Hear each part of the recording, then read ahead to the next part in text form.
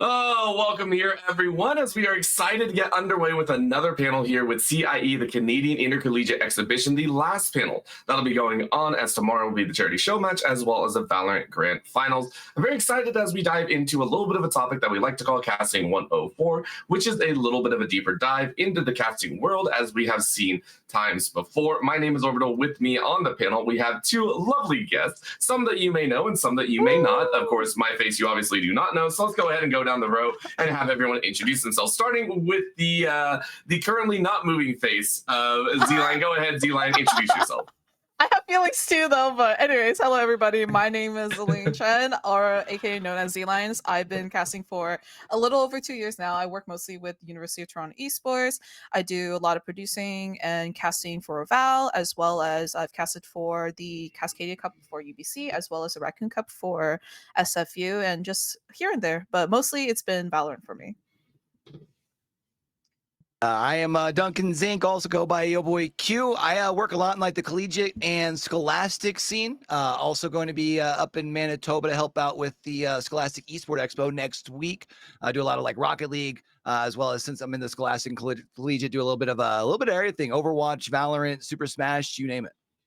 All right, awesome. And to kind of go down, I want to start asking. I know Z-Line, you talked about this briefly, but I want to know how long each of you have been casting, but also where you first got your start when casting. You know, what really got you into casting in the first place? Was it just because you saw it at the vibe once? Was there something or someone that specifically interested you, or was it just an overall kind of, hey, I kind of fell into it and now I'm here to stay? We'll start with Z-Line first. No. Yes, let's go. Heck yeah. I thought it was going to be first, my fault, but yeah, no. So I kind of got into casting, because one of my friends was actually doing observing work for the Valorant side of University of Toronto, and they were looking for casters. And I'm just like, hey, I could like try casting. Looks pretty fun. So I got into it, and since that, just like kept getting deeper and deeper into esports industry and picked up some other roles as well. But a lot of the opportunity just came slowly as you're within the collegiate volunteer scene, because people are always looking for casters or looking for volunteers.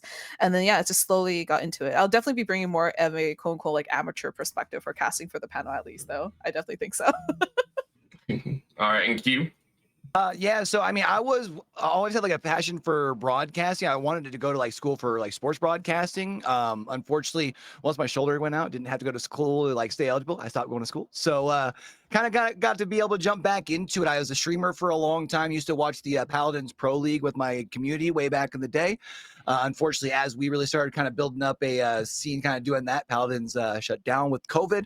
Kind of actually jumped into casting, funny enough, in a small little realm. Some of y'all might know an asymmetric horror game called Dead by Daylight. Did that for about a year. Did that for about a year and a half across the globe. Realized that well, there wasn't really anywhere else to go. It was pretty well all volunteer work. So started doing kind of a mixed bag of things about 2.5 years ago. All right. Well, Ghoulies has the very first question from the chat, and I don't know if this is specific, but what is your favorite Paladins character, if that is relevant here? Let's see, Q. So my favorite Paladins player to play is Strix for sure.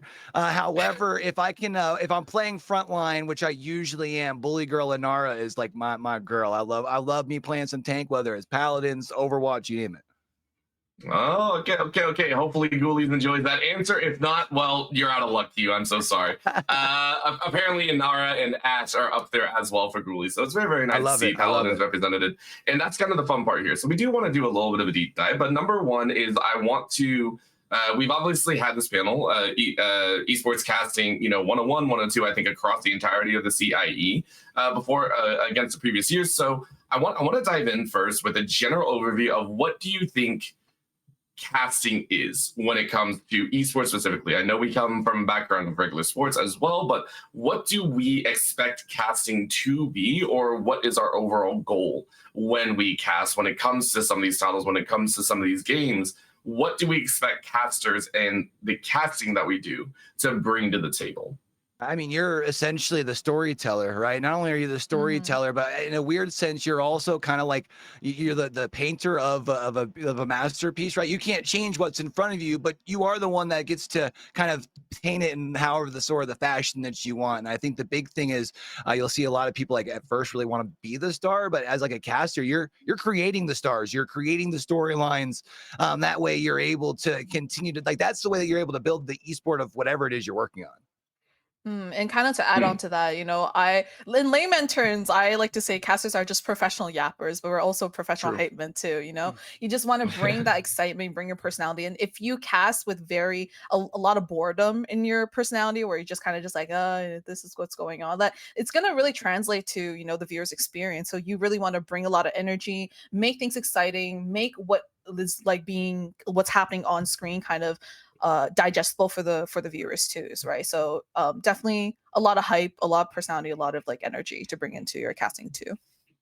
Yeah, I think that's always a very, very important factor. Is like, how do we influence this? And I think someone else, one of my good buddies, was actually talking about this, saying, we're just really, really hype fans that got a front row seat. Is kind Yeah. of the best way to put it. Hmm. Hmm. That's literally all we are. But diving even further into it, obviously there's been a few different backgrounds. When coming into a Z line, you come from more of, I don't want to say traditional, but a more school focused start. Hmm. Within the collegiate sphere and everything of the sort. And then you branched outwards. You started doing more freelance or almost the AM scene, but you still primarily work with the collegiate sphere. Hmm. With Yobo Q, you mentioned that you cast quite a bit. You've done everything, and then you honed in onto the collegiate. It feels like almost that inverse factor. So I want to get both of your guys' thoughts as coming from opposite directions. What's it been like for you, Z Line, going from collegiate outwards, and then Yobo Q, a little bit of a different side? What's it feel like going from like an AM scene into the collegiate? What are the differences? What are some of the similarities? And maybe some of the things that you like or maybe dislike a little bit in there as well? I think for collegiate, it's a little so I think for collegiate specifically, when you start off collegiate, it's very easy to get more opportunities within collegiate just because a lot of collegiate work, of course, it's like still volunteer based, student based. It's really much like a within at least Canada, a lot of the esports scene for production wise or observer as well as casting is very tight knit. So usually if you meet someone, like they're usually able to kind of like connect you with other people. And it's usually be like, oh, so you work with UFT, then like, oh, okay, I know someone from UBC or SFU, they need some casters, and then you're kind of able to branch out from that side. But like kind of breaking out outside of that and going more like freelance for like bigger titles, I think the kind of threshold is a little bit harder because in collegiate there's such a, I won't say like oversaturation of casters, but it's just easier to become caster within collegiate, right? Because once you have an interest and you got your first opportunity, then you can start building a portfolio, but you need to still build rapport. You have to build up like a kind of collection of clips that like actually shows that you're a good caster, and then you're able to not just kind of cast for these collegiate titles, but also for these higher kind of paid, maybe tier 2, tier 1 like titles too, right? So definitely harder in that sense. Yeah, I think for me, like starting at where it's all volunteer work and it's so I guess it's in collegiate a lot of there's quite a bit of volunteer work as It's well. still very much Yeah. volunteer Hmm. based, unfortunately, wherever we go. That is true, especially since like the post-COVID bubble popping and everything as well, more so adding to that. But I think the big thing for me is like in the amateur scene, it's the passion is there because it's like it's something that's enjoyed outside of I don't want to say real world, but like whatever actually makes the world go around for the people, whether it's parenting, whether it's most people, it's working and paying the bills and stuff like that, right? Where as I found as I moved into more of the like the scholastic and collegiate realm, I just really enjoy the passion because it's like allowing people to continue furthering their path doing something that they love, right? Especially at like the scholastic level, it's so crazy to kind of see how opportunities continue to open up. You wonder, man, it's like this wasn't available like 5-7 years ago. So even though there's not as much, I would say,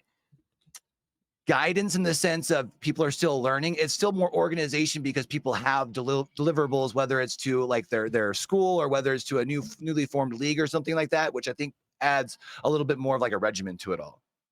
Okay, okay. So very nice, excuse me, very nice thoughts in either direction. And I appreciate the fact that we do understand that it's difficult all around, Yeah. right? But Hmm. if we kind of keep on that path, it will yield rewards at the end of the day. Now, a little bit of a fun sidetrack. Obviously, we talk about, opportunities come abound. I want to ask, was casting always your first choice? Because I always feel whenever we talk about esports, whenever we talk about, what we want to do in esports, I feel like 90 to 95% of just about any caster out there or any analyst, I mean, that wasn't their first choice. Let's be honest. We all wanted to go pro. We all wanted to be that big dog at the top. We all wanted to be that big star like Faker, rocking it out on the main stage. So did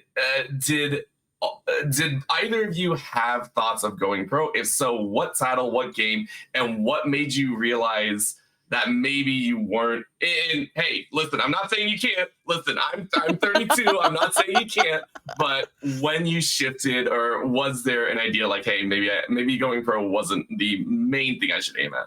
So I think for me, what's interesting is getting back into around esports and stuff, like 5-6 years ago. Pro wasn't an option just because at that point I was already too old, if we're being honest. But there was definitely a point where I wanted to compete in esports back in like the Halo 3 days, doing a lot of online competition. Actually had a sponsor that was looking to send us down to like 09 Orlando, I think it was. Ooh. Not to age myself or anything like that. But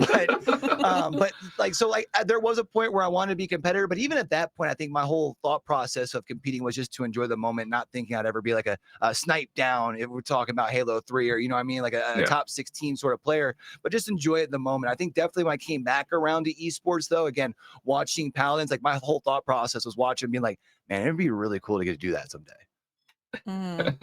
And I think for me, I'm maybe a little bit different from like the 92-99% of casters who like end up being casting, because I actually was a very late bloomer for video games. Like I grew up like very much touching grass. Like I didn't have like a PS4 or anything like that. All right, just flaunt it in front of our face. Like, gee, okay, we don't ever look. I shower, I touch grass. I'm not sitting in my basement all day long. Like, come on. I never called your hygiene bad. That's just projection on your part, okay, not on me. But anyways, going back to the question, so I only started really video gaming on PC like in university first year, so like very late bloomer. So by that time, people have been playing like CS or playing, like League of Legends since like they were 11 or 12. So I entered kind of like my first introduction to esports or video games was like League of Legends, and then my first FPS ever was Valorant. I didn't even play in the beta. I played I think a year or two after the game came out. But yeah, so definitely don't have the time, quote unquote, as well as the necessary mechanics built over a childhood amount of time in order to be pro. So like casting was definitely like my first choice when I first got introduced. Again, the way I got introduced is very like really random. So like casting was definitely first choice, and then from there, kind of like from being caster, kind of branched out into other roles like observing and then producing. But still, like casting as my first introduction into the industry has my heart essentially. Okay. But let's say if you could go back and game it out, when you were younger, would you have tried to go pro? If would I try to go pro? I don't like. Would you have aimed for it? The thing is, the question is more so, would my mom have allowed me? Like my mom. That's the question for all of us. That's the question for all of us. All of us had this, laid into us. Because I feel like yes and no. Because I grew up like very like with like some like conservative values, so like very much ingrained in like obviously from my picture you can tell I'm Asian, right? So like I have like very traditional like Asian values. It's just like, be a doctor, be a lawyer, engineer, maybe be like a computer science person. But then so like I didn't even know esports was a thing. But if I had the chance to redo everything with the knowledge I have right now, yes and no. I think more so yes, because I think just trying to get more of that competitive scene will at least give me more knowledge, going in as a caster, whether that's game knowledge or at least like knowing kind of players or knowing the industry a lot better. So would have set me up for like my role as caster a lot better. But at the same time, I don't regret how things have ended up, like just how I like somehow landed, becoming a caster in the past like 2-3 years. Like I think the journey has been really breakneck speed, but also like really enjoyable, really fun. Everything very novel, but hell of fun either way. It's a good thought process, and I'm always curious because me and Q, obviously we are old. That's the only way that I can really say it. I'm 32. Q even was talking about Halo days. Back and that's one of the things that we do have to be really honest with about when it comes to esports, when it comes to casting, when it comes to all these things, is the fact that it's not just a young game at the end of the day. Now we're getting a lot of people that are in their 30s, their 40s, their 50s that are enjoying esports as well. I mean, heck, we have Candy Crush championships nowadays. Just to point out what level of like competition comes with video games, we have Candy Crush championships. I'm not even kidding. That was the wildest thing I ever heard. But I was like, hey, honestly, I'll go pro for that game. I'll go pro for that game. Like, if it's gaming, it's gaming at the end of the day. So I really do appreciate it. That's beside the point, though. As now we dive a little bit deeper, and I want to give a little bit of a shout out to the audience currently sitting, in Twitch chat, watching, listening, and probably poking fun at us. Feel free to ask questions as you wish. Ghoulies already did one, but feel free to ask us any questions that you have thoughts on, anything about casting, anything about esports, or if you just want to know if we all suck or are really, really cool, one or the other. You are free to ask questions in the chat. We will try to answer them as best we can, and in a not so long answer. I can't guarantee it because us casters yap for ages about any subject. Let's dive into casting a little bit deeper now, though. As we've gone over our backgrounds and we talked about this, I want to know, by each of your standards, what makes a great caster? What makes someone, in your opinion, at the top of their game? What makes someone great when it comes to casting or esports casting specifically? I mean, I think for me, it's just being able to elicit like emotion, right? Whether it's you're the hype guy and you're getting people excited about plays, maybe it's about telling a story that gets like somebody truly bought in. Where like if it's a team that comes back and you get that extra peek of like, man, they finally did it, like almost like you're a part of the accomplishment. Turning someone in from more to a viewer than to having them like bought in, whether again it's the excitement, the storyline, it turns into more just watching pixels essentially. And for me, like definitely everything that you said on the money, it's providing that experience for your viewers to not only engage with the content, but also engage with, the rest with the casters themselves, going back and forth, it's having a lot of fun. But I think also what makes a kind of a amateur caster, which is myself, versus like a pro caster like Q and Orbital or Daniel, these two guys with a lot of experience, I think it's also the amount of information you provide for the audience. I think for new casters is very common, at least like I struggle with this still, knowing when to stop your quote unquote monologue or finish a point very concisely, but also knowing when to, I have a little bit more time. I don't expect a fight to happen in a little bit. So then, I'm able to kind of talk on a point a little bit longer, and I think also just like not even just as a casting by yourself, there's definitely like situations where casters, we have to solo cast as well. And it's basically monologuing, but working with the co-casting, also recognizing, respecting your co-caster and vibing with them before you do a cast, understanding each other's dynamics, and also like not running over your casters, which is speaking over them, I think is definitely what makes a good amateur caster to a great caster, is having kind of knowledge and awareness of those dynamics and boundaries. I think you also have to like balance being able to reach a majority of the people that are watching, like be able to explain enough to somebody that's like a newer viewer that maybe they can pick up something new, while also not over explaining it to where like you're talking to the top 0.1% that's watching, that like you're really building the strategy that where now 50% of your viewers like, I don't even know what they're talking about, and I don't even know how to like, you have to try and find that perfect balance, which I think as you start to develop more kind of sense into your game, you kind of know where is that good line of explaining things and just keeping it simple as well. Yeah, basically simplifying information and maximizing your delivery in that sense. Yeah. And I think that's kind of at the very core what casting is from the caster to viewership or viewer point of view. Yeah, that's fair, especially when it comes to different tiers of progression with a lot of the casters. You said something that was really interesting, Z-Line, and you stated that you are still an amateur, whereas Q and myself are pros. And I wanted to toss this out to Q, because obviously, Q, you and I, we, yes, we've been in the game for a while, but we see a lot of other people in the tier 1 scenes, those on the main stage, those on the international stage, if you will, those across multiple other titles, League of Legends, Valorant, CS, Halo, even as Halo continues to rise up, and all that stuff. Somehow. What? And they're still alive at the end of the day, which I appreciate. Yeah, don't hate on them.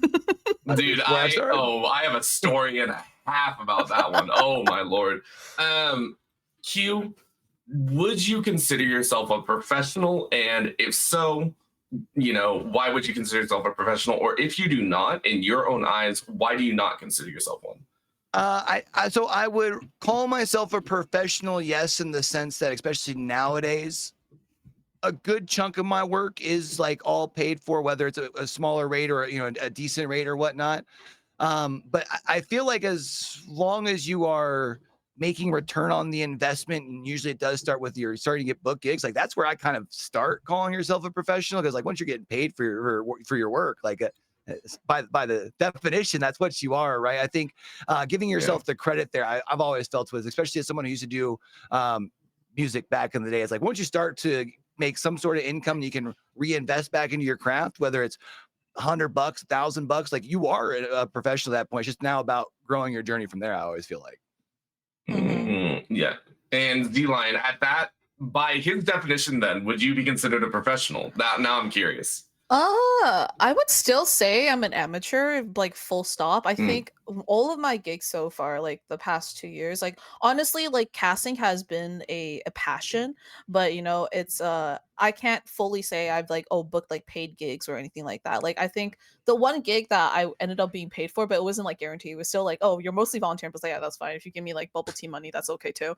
I don't really care. What's the money is money though. yeah, money is money. Right? $5 is $5, brother. Junior chicken, like maybe you can get two back in the day, but now only one. But anyways, besides the point. Yeah. But yeah, so the only gig that I actually got paid for was the Simon Fraser University Raccoon Cup. They ended up paying like some of the cast or stuff like that, but even at the time it wasn't like guaranteed like kind of like paid gigs. So I haven't really been reached out for any paid gigs. Most of the work that I do is like more so volunteer. And the also reason why I say I'm more of an amateur as well is because at least this year I was actually the broadcast operation executive, a mouthful of a title, for University of Toronto, so Esports Association. So a lot of the work that I did was not only like casting, but it's also kind of making sure that I have a broadcast team managing the broadcast team, and so doing producing, doing observing. So I kind of branched out a lot more in those other roles, and I don't want to say I neglected casting, but it's more so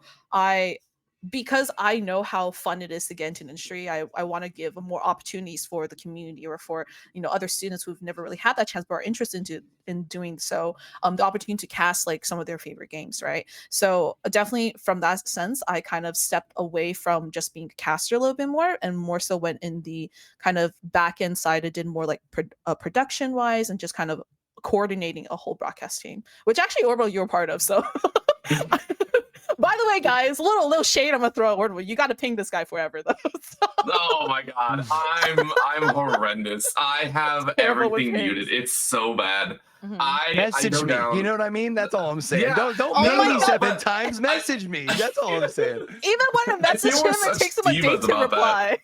Yeah, it's really bad. It's really bad. And the worst part is I'll message at like 2 or 3 a.m. on my time. And Z-Lion's like, why? Why would you do this to us? Like, my EU friends are like, that's perfect because this is like 10 a.m. for me. Yeah, I'm like at 2 or 3 a.m. Like, why am I awake? Toronto, dude. Like, I don't know what you want from me. No, but yeah, like honestly, it does. At the end of the day, like I did like a form from that side. Like, it doesn't really matter for me because like even again working with like I had the privilege of working with over 20 people in the broadcast team. We were able to deliver a lot of great streams, but again, at the end of the day, collegiate is very much volunteer run and passion driven kind of like industry for esports, right? So I definitely think that respecting the time of my broadcasting, even if you call in sick last minute, like I don't really care. It's just like do your thing. Life is more important. I'll figure something out. So just the fact that you're able to like cast for us and like help us out was a joy. But yeah, that's on that side. But regardless, we can go back to questions. No. And I think it's real because I wanted to point this out with the different scopes of what is professional, what is amateur, because I feel in sports is very cut and dry. A lot of the time, there's a certain level that you reach that you are considered a professional, right? When it comes to sports, anything, by the way, whenever you're playing the game, whenever you are casting or running production or anything like that, like if you look at soccer, football, sorry to all the Europeans and anyone outside of the US, which is fair, football.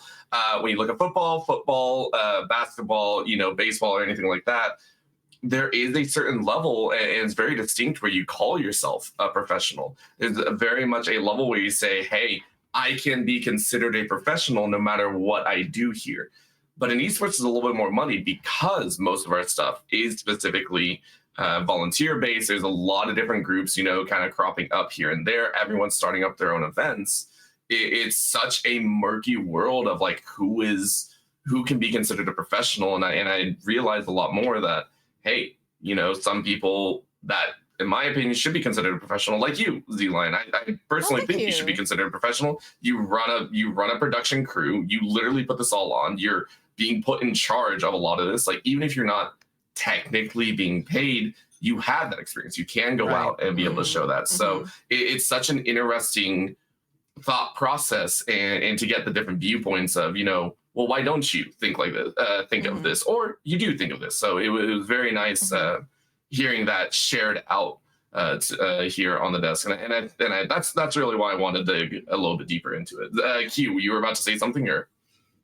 No, I was just going to say, I mean, I think the other thing when you talk about, I mean, in esports, especially as we've seen, I don't want to say like a downsizing as of lately, but a little less as far as I think across the board for most esports, less opportunities. Once you've have enough experience where if called upon, you could step into that role. Like, I feel like you should be able to give yourself credit. And from my understanding, Zion, it sounds like you're very much at that stage. I think I'd have to jump on board with Orbital and be like, you're pro. You know what I'm saying? Oh my god, guys, stop. Oh my god, like making me blush and everything. Camera's not on, but oh my god. This ain't gonna work. This is just glazing. Okay, and it's I'm not also gonna like work here. getting goosebumps right now because, by the way, viewers, like Orbital never he never compliments me like this. I'm just like, oh, who are you? Like, it's like uncomfortable compliments. You have to realize I compliment to the face, and I talk. Well, no, that doesn't sound good either. I'm gonna stop right there before I say anything further.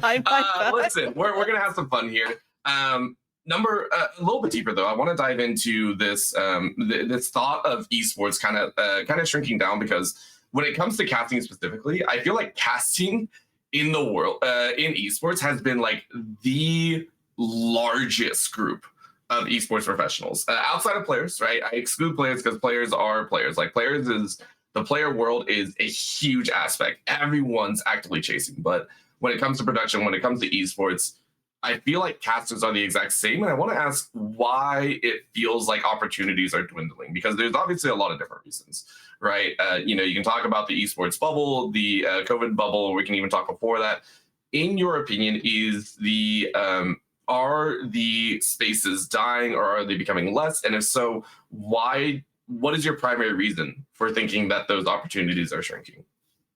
I think as far as for me, and you mentioned the COVID bubble. I think one thing that I don't know if people are don't like to correlate the two. I think we kind of saw two bubbles popping kind of simultaneously. We had the COVID bubble along with the good old crypto bubble, where we saw a lot of esports teams and organizations kind of getting involved in that, which I think had them feel like they had more money to spend, which so they're having more events and stuff like that. But I just think as far as we're seeing, whether it's broadcast teams being downsized, like I know in particular RLCS, the main broadcast, even the minor region broadcasts are bringing less casters back. So those casters are now doing the team streams, which has less opportunities for up and coming casters. So it just feels like, I think that's where like I kind of get the idea of less opportunities, as well as, let's say you look at Apex Legends, the T2, T3 scene kind of disappeared as far as broadcasting goes. You used to have, esports arena and stuff like that for opportunities where occasionally you might see an upcoming caster be able to get their crack. Whereas now it's kind of the same people kind of floating around. You've got a few people like yourself who have experience that get called upon when you need to, but even then there's not like constant like work to be found. So I just think that you're seeing that really across the board, except for maybe CS, Yeah. I think at least like from speaking from like the collegiate point of view, in my opinion, the biggest reason why there's kind of like dwindling opportunities within like university and college level is because again, most like esports programs, in my opinion, are a completely student run volunteer. They're not being paid. It's very much a passion run kind of project. So and within your university or college time, you're not going to be there for 10 years. You're usually there on average like maybe 4 to 5 years, and by the time you kind of transition out, you bring new people. But bringing in new people also means you have to bring as passionate or as kind of equally dedicated people in. That's kind of hard to find, especially when it comes to producing, figuring out OBS and like trying to like make the proper scenes transition. Like everyone, if you look at our CIE kind of stream setup and the overlays and everything, like these are all done by people who've done this as volunteer work. They're not being paid for that. And, it's kind of hard to find someone who is very passionate, but also very willing to dedicate a lot of their time into, trying to better their craft. And because of that, the lack of support there, you're kind of seeing less opportunities, like kind of the world kind of shrinking. Schools don't really understand esports that well, in my opinion, especially like bigger, I think, institutions that are more traditional or conservative in a sense. They really don't understand the value of esports of bringing to the school, not just brand wise, but also community engagement. It's kind of hard to measure these metrics, and because of that, there's kind of no incentive for big institutions to kind of invest or put a bit of their money or their budget into a uncertain industry or uncertain sector of their school community. So I think that's definitely part of it. And then as people transition now, you're kind of left with these empty spots, where these spots are really hard to fill with more and more passionate people. And I think, at least in that sense, that is definitely one of the reasons why there's kind of a dwindling of opportunities. But also burnout is a really big one. As we said, I think in previous panels as well, when you are getting into esports industry, no matter what level of competition, or tier 1, tier 2, or collegiate, or scholastic, right? A lot of the times, majority of people in kind of the back end we're wearing more than one hat. So you're not just a caster. Maybe you're also organizing team information, and also a team manager at the same time as being caster, or you're also doing observing and producing at the same time, right? And I think that also contributes to a lot of burnout. And because of that, a lot of people could start it'll be a little bit harder to kind of retain that kind of talent. But when you try to, and because of that, kind of roles kind of dwindle down, the opportunities kind of dwindle down on that side for collegiate. Yeah, we had someone in the chat, someone named Nick NCS, who I know personally, has been working in esports for a while. The Brody. Q, I think you Mhm. also know them. Nick has been around the scene for, I want to say, quite a few years, and has been running production. And this might lead into some more questions and later, because we've already hit the halfway point, which is surprising because, hey, guess what? Casters can yap for ages. Who would have known? As Who a would have known? profession, but Nick has been in here, as he mentioned in the chat, 7.5 years or so, or 7+ years. And one of the things that Nick stated just now is those shouldn't be volunteer positions. They should be paid. It takes a lot of work to make them actually look good, and it is a proper job, which I think anyone here on the desk can also echo.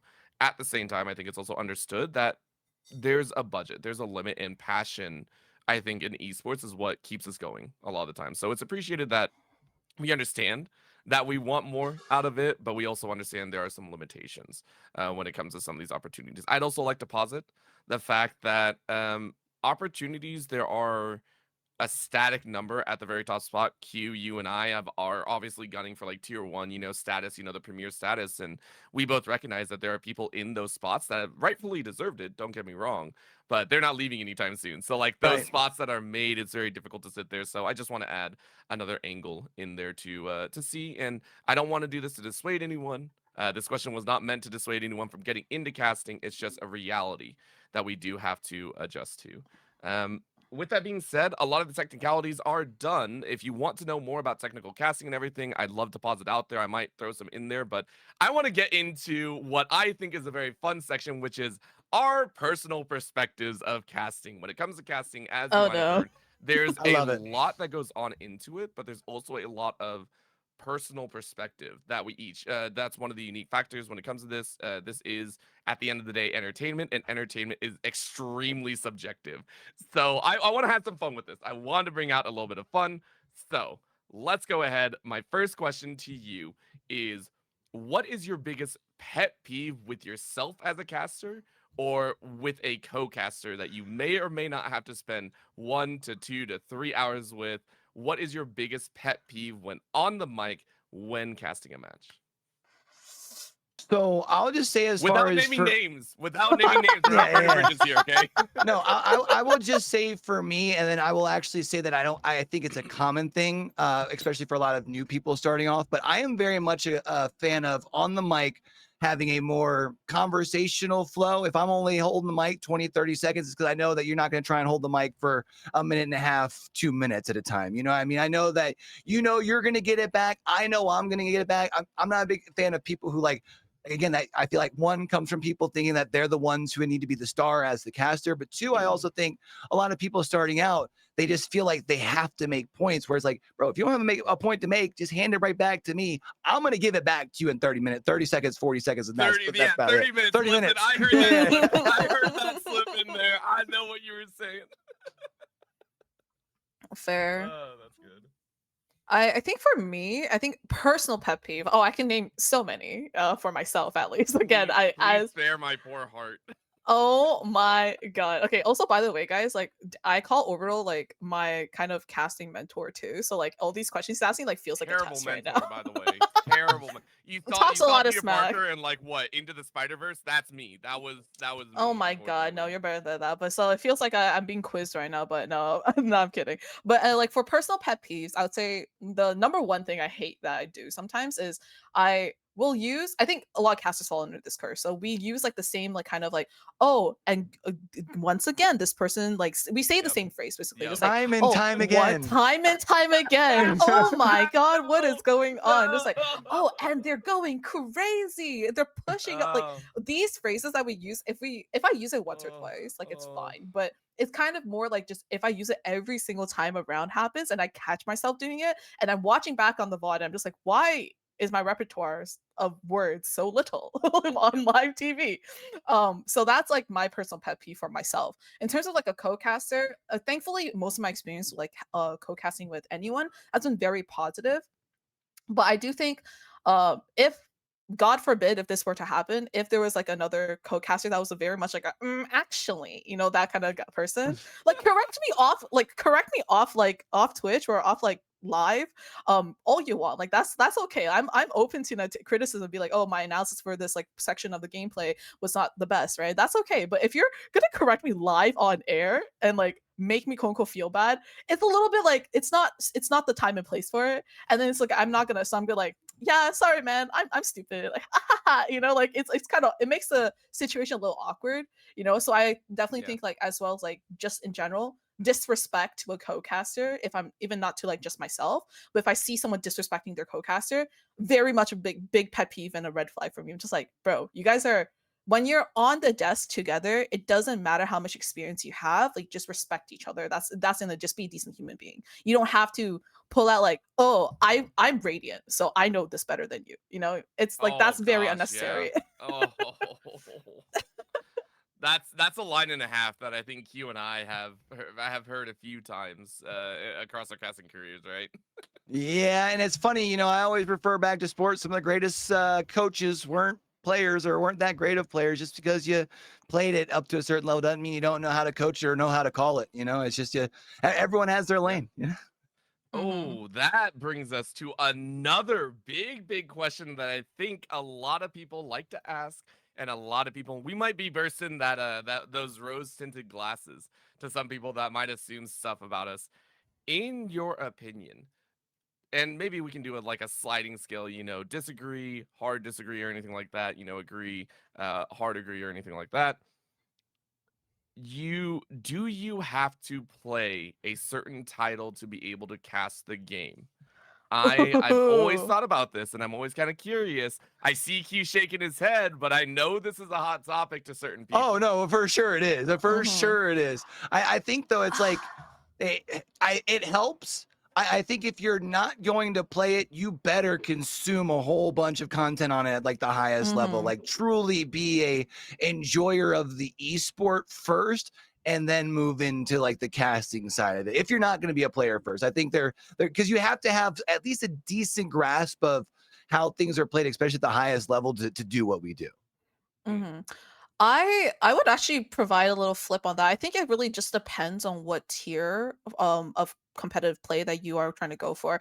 Obviously, for collegiate level, you really don't need to have a lot of experience playing the actual game in order to cast. You know, if you do a lot of research on like, oh, the terms, you know, as well as understanding what these maps are, what these terms are, I mean what these abilities are, like I definitely don't think like being a very high level competitively, like playing the actual game is required in that sense. But at the other side, I understand that there are some games that do require casters to have a certain rank in order to cast professionally. I think for League of Legends, it was above. You have to be at least diamond or something like that in order to Yeah. cast professionally So for certain like leagues, right? with casters, I think it was like with color casters, I think it was like diamond or diamond 2 or Mm-hmm, something. mm-hmm. And then with the current rank adjustments, I think play by plays had to be like emerald or something. Yeah, yeah. Which is like I understand the rationale behind that, right? Because it's like the more that you play a game, the more hours you put into it, and the higher rank you go, you're able to understand more nuances of gameplay as well as like notice small things that maybe you wouldn't notice by just researching alone. So that like kind of like limit or that kind of standard that some, organizations or some like leagues they put makes sense. So yes, but then if you are just trying to get into this like kind of just beginning as a caster, you have no experience whatsoever, you're interested, I don't think you need to grind 100 hours into Marvel Rivals in order to try to try to kind of cast Marvel Rivals. As long as you have a passion for it, you do your research, as Q said, do watch a bunch of content of people casting for Marvel Rivals. You can also do Overwatch watching too, but yeah, then you're able to kind of get into it like head first with no experience, I think. Okay, okay. Yeah, I love the perspective, and that's a question that I've actually posed to a couple different people, which has been a lot of fun, honestly. Because I come from a land where I cast multiple different titles. Mhm. I've done also like beta games pretty much off rip. I had someone contact me about I think 3 days before a tournament on a fresh beta game that they wanted to do their opening title on, and they were like, "Hey, can you cast this?" I'm like, maybe I'll do my best, and I went and did it. Um, and the main reason I say that is because I don't have hands. One of the big reasons that I always talk about this is, and I'm always curious, is I don't have the skill to compete at certain levels. There is a certain level that you kind of hit that top, and I mean that's always the reason. So I'm always on the same. I'm always on the side of you don't have to play the game, but I do agree you have to consume the content to a certain degree, and not just consume the content, but consume the right content. The whole reason Right. I don't 100%. use my Mhm. own play is I tend to focus on one strategy only. So it's like if you're talking about Marvel Rivals, like I love playing Punisher. Punisher is my go-to. Punisher ain't jack in the current meta. Like you don't see Punisher anywhere. It's not good, but Mhm. that's how I play. So if I play 100 hours, I might digest the wrong formula for victory Mhm. that's outside of what the meta is. But it's an interesting question at the Mhm. end of the day. So I appreciate that both sides can be seen here. Q saying no, and Z Lion obviously saying there is some merit to obviously playing it, which again is true.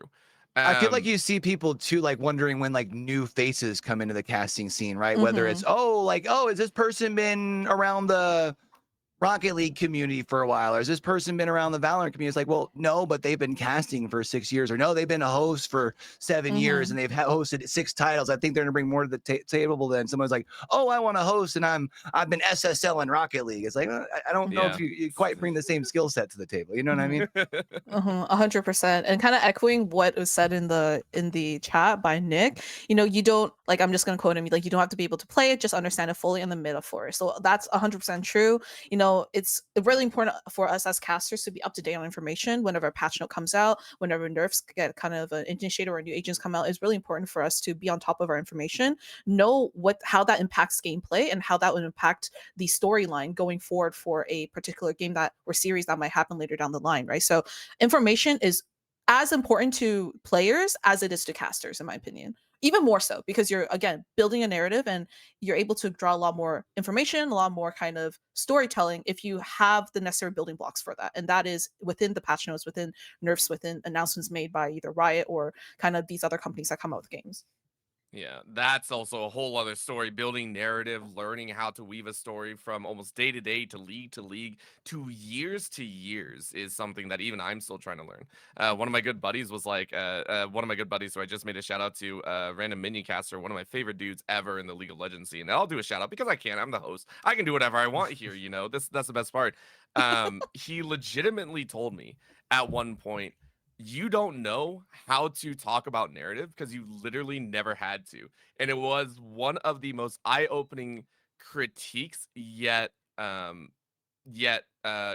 that I've ever gotten, right? Because it's a whole other skill set. at the end of the day. You know, building narrative. We talked about this over and over. We talked about fundamentals, which if we ever get the chance, I think it'd be very fun to sit down and talk about, you know, how to build narrative. Why is this such another skill set? But we only have a little bit of time as we're already about 15 minutes towards the end. I'm counting, I promise. Next thing is I want to hear one of your horror stories. I think we all talk up everything. Esports is all glitz and glory and everything like that. Without naming names, I want to know if you have a horror story within casting specifically, not esports as a whole, but is there a horror story within casting specifically that you would be willing to share, not naming names? I'll let you start on that one. Actually, I want to hear his Elon story. First, Like, honestly, yeah, I was gonna say, I think Orville, you should take Wait, the me? first Me? story. Oh, come on. honestly. Listen, I'm a huge fan of just like another thing that I do this is because I do want to also shout out that there are hardships. There are other things that go into Mhm. the seer, not just casting itself. And I know this is a casting thing, but one of my horror stories is I did get locked out of a couple opportunities because of people in the scene, those at the top. But Oh. there's stories within there. I think my main casting story though was absolutely I had to monologue an entire broadcast because my co-caster was brought on and they were very fresh. They said they had experience, they didn't, and it ended up me having to talk about, I think it was like 99% of the time, because all they Mhm. gave me were ums and ahs and yes and no. It was very short answers. So it kind of goes back to what Q, Lion, both of you were saying is when someone doesn't have the right skill set, doesn't have the speaking ability, or doesn't really have that ramped up ability, it can be very difficult to have that broadcasting energy. At the end of the day, it's very difficult to have a good broadcast if they aren't comfortable in that speaking terms. Mhm. so I know mine. We talked about it very briefly in the green room. I like to share this story because it's not all glitz and glam. Sometimes you have to Yep. adjust on the fly. So I had mentioned, you know, I was kind of cruising in my lane in the Dead by Daylight scene. I wanted to kind of branch out, and I had wanted to get into the Apex Legends realm. And my very first gig I booked, it was a volunteer gig. I was under the understanding that I was going to be number 2. You know, I was going to be the co-caster. I wasn't going to be the host. I was going to be able to kind of get the Mhm. training wheels on. You know, it's my first Apex Legends cast. Well, day of the broadcast comes around. We're about 2.5 hours out from showtime. Hey, you cool with taking point? Yeah. Do I have like a co-caster? No, it's just gonna be you. All right, I guess. But how about can you produce too? What do you mean? You mean like observe and produce and cast? Because I've never seen the observer mode in Apex Legends. This is a Mhm. battle royale with 20 different teams. I don't know Oh any of the no. buttons. Oh Now all of no. a sudden I'm sending Discord messages out to people like Warchalk and Flippy and different people trying to get the schematics to be able to work my keyboard right. And as much as like, and the reason I always like to tell this story was as uncomfortable as everything was, the show ended up coming out not being that bad. And every cast from there on out has honestly seemed like a breeze because I don't know if Yeah. anyone has ever had to do a battle royale observing and casting. I thought my Oh brain was going to melt gosh. and I had to do 6 games of it by myself the first time I ever did Oh. Apex Legends. So Amen, that's my brother. horror story. That's my horror story. Amen, amen. I think for me, for casting, I've been lucky enough or fortunate enough not to have any kind of nightmare casting. I Yeah. did going when I first started casting, I was purely monologuing. So the first time I worked with Orbital, I told him like, hey man, I'm only used to monologuing. I literally told him I the first time I worked with you was CAE last year. I said, Yep. hey, yeah, like just by the way, all my casting experience have been like I've been monologuing basically. So I'm gonna have a hard time with the co-caster. And he like kind of walked me through, it was great. So I guess like that was like the most nervous I was working with like someone who's had some like experience in the industry, but also another co-caster, and I finally don't have monologue for like 5 hours straight. But I think the closest I've gotten to like an actual nightmare experience with an esports, like of course I'm going away from like caster, was so there's 2 things. One, I was leading the broadcasting for UTS. Like a lot of people end up really busy, right? And that's totally fair. Mhm. So my observer tells me, I think like an hour before showtime, they're like, hey, I can't make it. I was like, no worries. I'll figure something out. You know, I'm reaching out to all my Overwatch contacts. I was like, hey, can I get a crumb of an observer, please? And then no one comes out. And like 30 minutes before call time, I'm just like, or like before the start of the stream, it's like, all right, time to run it down, learn how to do observing. My observing for Overwatch the first time was horrendous. It was the finals for our intramurals. It was terrible. So there was a lot of eyes on our Twitch stream. The entire time I was looking at the stream chat, and I was like, yo, does the observer not know how to use like the spacebar? Because I didn't know. I accidentally pressed spacebar, so I was giving like third person POV, like Marvel Rivals vibes. But when it's supposed to be first person, I didn't realize that. I was just trying really hard to figure out the buttons, and also like, oh, Wednesday, who's most likely gonna like have a really cool clip. And I realized like, oh, I'm in the wrong vibe. I'm in the wrong like POV. But so that was one. The second like story really quickly was we had our quarterfinals for our Valorant Intramurals. Once again, another broadcast thing, and not a single person on my team was free for that stream. So I said I made the bad decision of being like, hey, let me try to make my life hard and, you know, potentially jump off my building, you know? I'm going to cast, produce, and observe all by myself at the same time. And it was really funny because people were watching it and it looked fine. Like the production went fine. But because of that, I was so distracted by so many things. My casting was super lackluster. So in the chat, I think someone's just like, yo, can someone get this girl some help? I'm just like, I'm by myself. Okay. So I think that's like the biggest nightmares that happened were just like, oh, I just can't find enough staff, so I end up having to filling in by myself. But at the end of the day, it's still like fun. It's not like, oh, I got like completely, you know, blacklisted from a couple gigs that happened to Orbital like that. Thankfully, that hasn't happened to me yet. So, you know, and hopefully that won't happen in the future too. I'm praying, you know? That's its own world. That's honestly its own thing. What I will say is very funny because Q, I don't know. I know you said you've been around esports for a while, but I don't know how long you've been casting for. And I heard you say it briefly at the beginning, but I remember the days back in like 2015, 2016, where that was almost the norm, where the casters were running the production. So it's really nice to hear that we have come so far from that, where it's like we're not running the stream as well. We're not always doing obs and everything. It's only as a last ditch effort, you know, kind of thing. So it's nice when everyone goes through that experience at least once. But the fact that we moved away from that is very. It's not the norm. Yeah. Yeah, it's not the norm anymore. God, I remember those nights. Oh my God, I had it lucky with League. Last thing, because I had a fun little story there. I think it's always good. I want to know if you've ever had, in your opinion, a perfect broadcast from a casting perspective.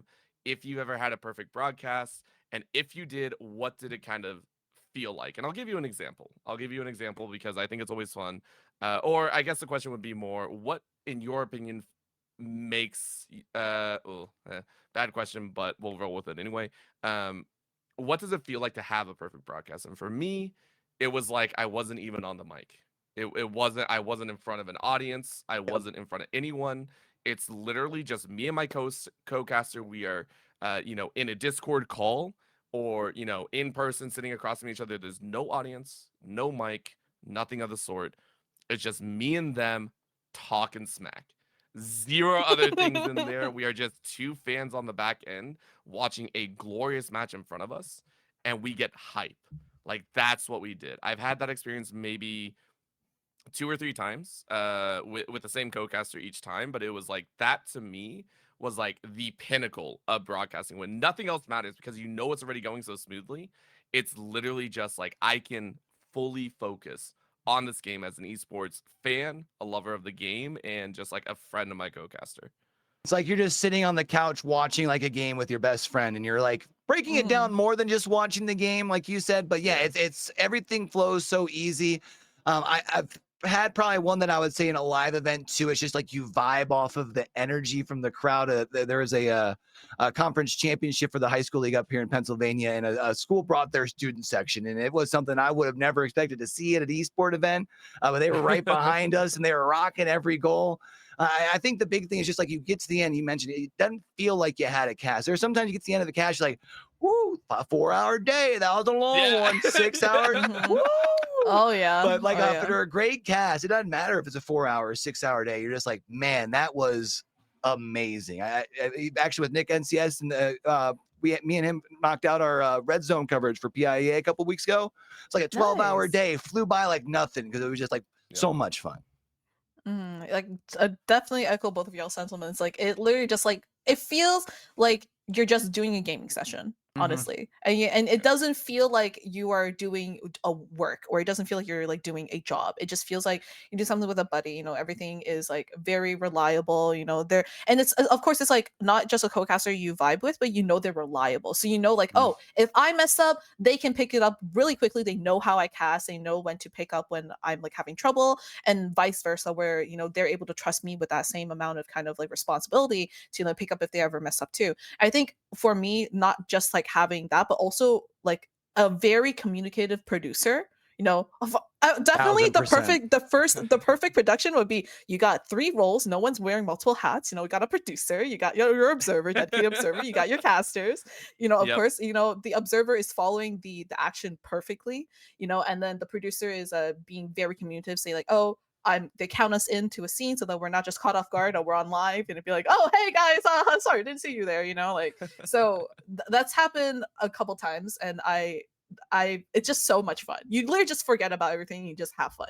And at the end, even at the end of a stream, sometimes you feel very tired, as Q said, but like when it comes to these kind of perfect kind of castings, or these perfect productions, it at the end, you're so filled up with adrenaline from the amount of hype and like fun that you had, that it just like feels like, oh, I could do another 5 hours. I could do another 12-hour day. Like, I Sign me no up, baby. problem. Put me in, boss. We say that, by the way. We do not mean that Don't by mean it. any Not stretch at of the all. Nope. imagination. Oh, We God, get if at the very the- end, we're like, no.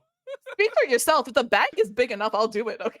No. If the bag is fat enough, I will do it with no doubt. Okay, 10K. okay. Put me on. You know what? We'll agree on that one. We will agree on that point. There is, if the bag is big enough, we'll 100% do it. We are coming to the end of our I almost said podcast. Jeez, that's how good this was. It's not even a panel; it's a podcast. But I want to bring this to a close with your closing thoughts, or any snippet of advice, or maybe any kind of forewarnings to anyone wanting to get into casting, or has already been in casting, maybe looking for a little bit of guidance. What are some of your parting words here from this panel of learning about esports casting and kind of what we do here? I'll take the lead on this one. Go for it. Part-time. I think a lot of people see like the time, like even that I invest in this. Like I'm a stay-at-home dad, man. I'm dad first. I'm in a comfortable situation where wifey takes care of most of the bills and stuff like that. So I'm dad first, and that's the reason that I can spend so much time casting and picking up, a small rate here, small rate there, because it's really just more for fun. But I think the other thing too is anything that's worth being good at is worth being bad at first. Like, stop overthinking, stop over prepping. Like, live reps over practice always. It's just, you got to get out there, you got to do it. You're going to have broadcasts that's going to suck, but you're probably going to be the only one that is hung up on the fact that the broadcast sucked. You take your L's, you learn, and you keep trekking forward. Anything that you really want to do, and especially in a gig like this, where like you think about, you were talking about that 1% at the top, you could travel the world casting esports. That's cool. You're going to have to do some things that not a lot of people are going to want to do in order to get there, Yeah. I think for me, I have two advice that I want to give to viewers. I think the first one is definitely viewers who are never gone to casting before and looking to get into the industry.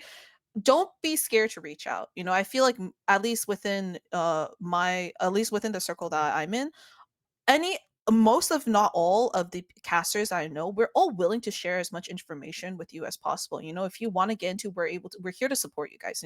I'm here if you need to like reach out, if you want some opportunity, we'll try to find you something. But don't be scared to to be like that, to try to cast for the first time. It's definitely kind of intimidating when you go live, right, the very first time. But I feel like the accomplishments and like the fun that happens just triumphs that initial nervousness that you guys. So like, find opportunity is there if you try to find it. That's one. The second one is for like the seasoned casters, as well as Orbital. I yell at him about this all the time. As much as you want to grind and you want to work a lot, want to make that money, also remember to take care of yourself. I think a lot of people, trying to do multiple kind of titles at once. Shush, man, it's not your time right now. You can finish it off. You can say what you want, but I gotta get this through, okay? As much as you want to do multiple titles in a day, go from like 8 a.m. to like 6 a.m. in the morning, do like multiple titles, you also need as much time to rest. You don't want to run your tool dry, which is your voice, right? If you end up, breaking your voice, making you overexert yourself, then you're gonna set yourself up for failure, not success. So it's always that balance to find, rest as well as, work. And that Orbital, Danny, I'm looking at you, okay? Because I yell at you all the time for overworking. Hey, I But still sound anyways, great all the time. I don't know what you're talking about. I've had no mm, complaints. uh, Yeah. interest Look, call. Mhm. yeah. At the end of the day, 100% gotta agree with you. And bottom line, love the game. Love esports. Don't do it because you think you can make Oh money or yeah. anything like that. What we Oh want to show yeah. here is how much we love what we do. At the end of the day, yeah, we get paid 100%. I agree. We should. But at the end of the day, do you love the game? If you do, go for it. Do what you wish, do what you love, and hopefully we get to hear your voices out there as well. I want to thank Yo Boy Q as well as Z Lion for joining the panel here today, and hopefully Woo. everyone in the chat as well enjoyed it, getting a little bit of insight, a little bit further insight than just the basics of what is casting. What is there to talk about? Because I think you can find that anywhere, but to find personal experiences is what's really challenging.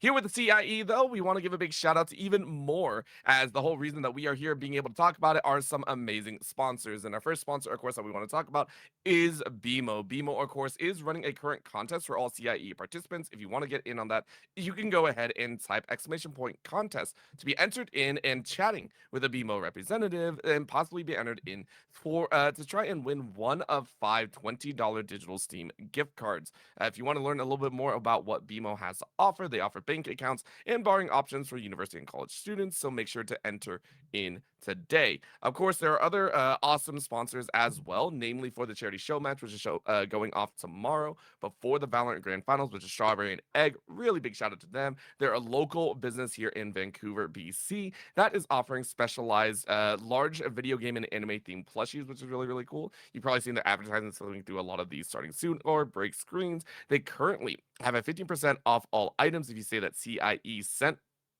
you over there. So make sure to go ahead check them out on Instagram, I believe, at Strawberry and Egg, and then of course on Discord at Ridelia, which is RIDDLELIA.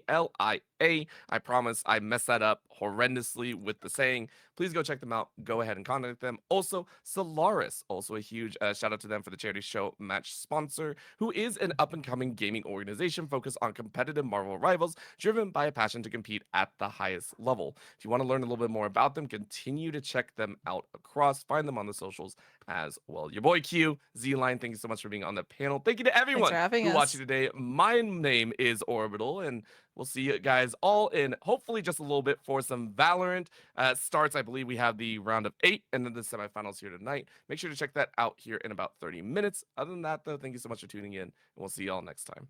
Thank you. Bye bye.